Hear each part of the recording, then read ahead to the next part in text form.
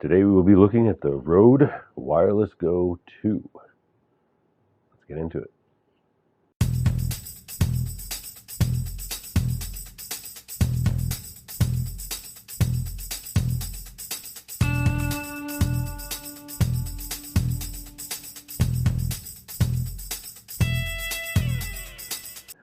Alright, the Wireless Go 2 comes in a nice small box, compact.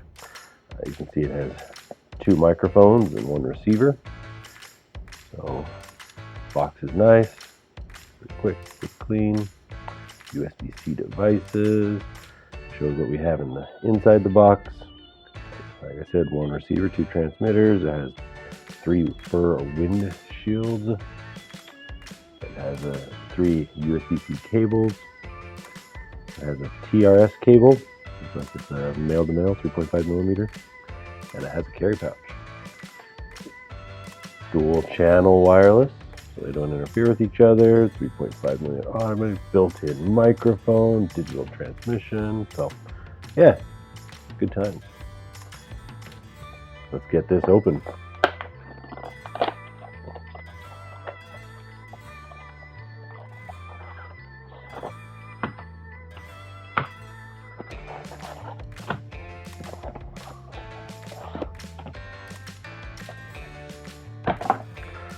Alright, looks like we got the mics.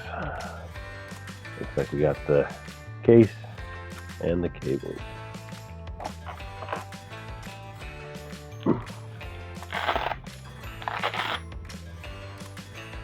Alright, the case is simply a Velcro pouch.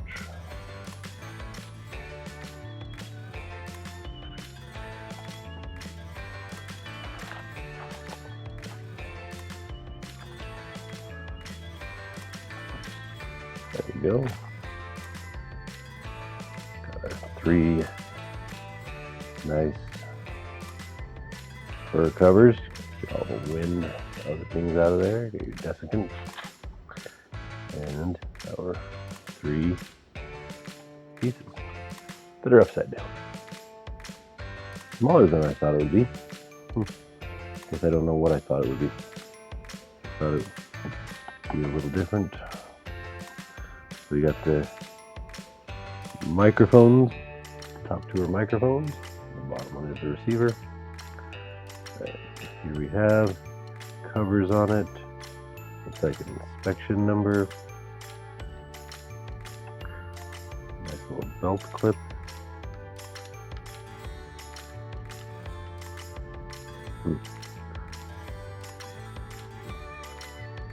Got a USB-C on the side. Looks like a microphone input on top, as well as an actual microphone. Battery levels, link levels. I wonder how these actually connect.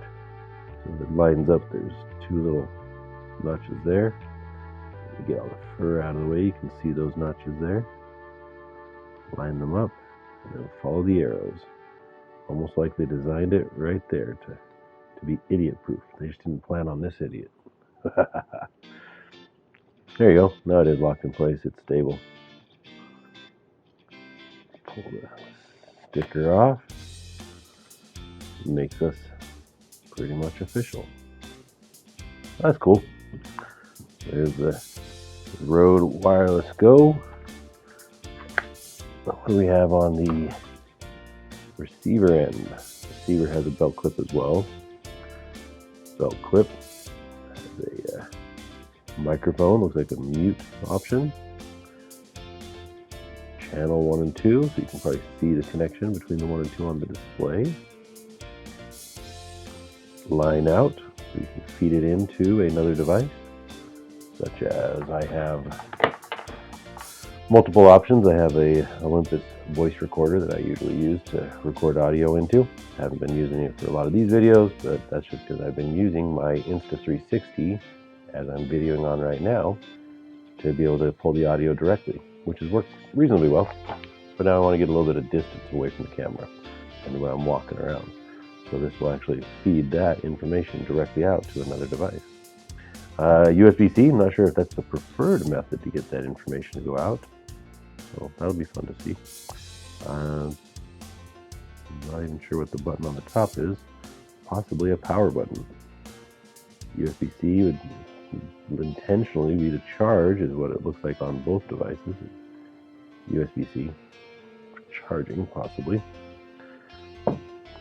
Alright.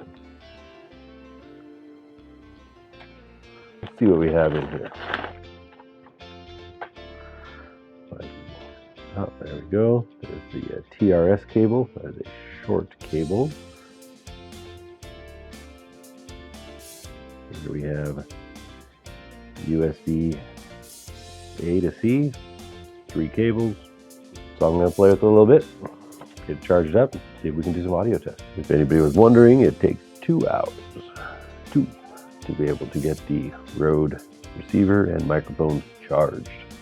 That's a good thing for us to be aware of, right? Alright, so what we're going to do now is just talk a little bit about these. You can see I've got one of the Rode mics that has the microphone, little wind dead mouse sticking on the top of it. I also have one that doesn't have that sticking on the top of it.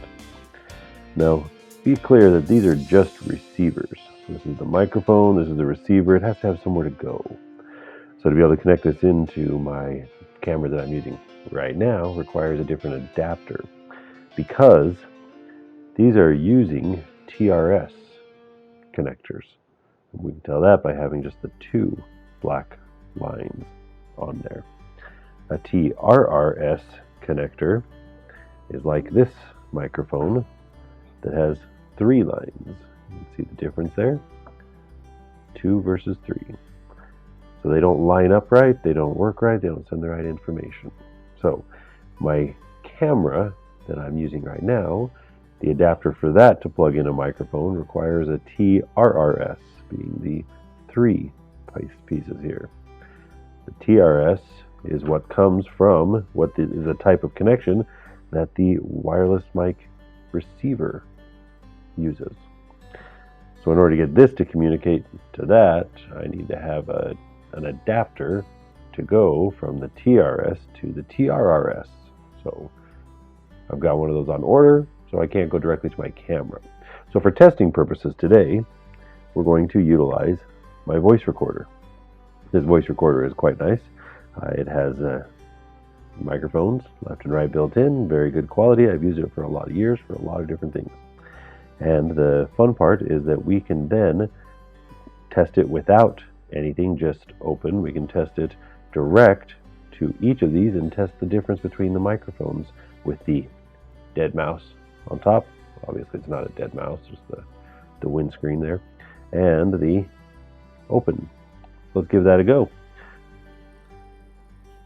Alright, we're going to start with the test. Do the microphone direct on the voice recorder. Test, test, test. This is the test. See how it sounds straight on the voice recorder.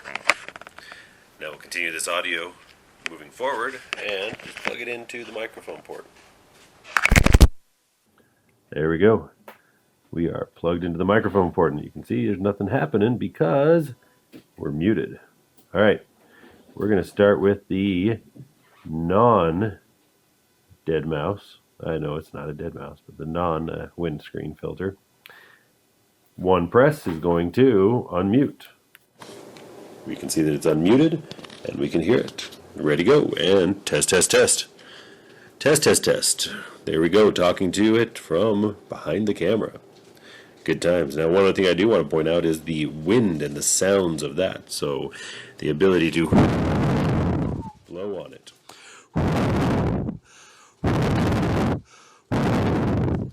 So you can hear what that sounds like, and I may have reduced the volume in the post-production. Now we're going to mute this, unmute that, and try it with the same thing windscreen. Alright, so now we have the windscreen going. You can see the microphone actually moving. You can see the other microphone, number 1, is muted. It works great. So, here we go. Talk, talk, talk. Everything seems to be talking. See how that sound is. Similar device. Now I'm going to blow at it. You ready?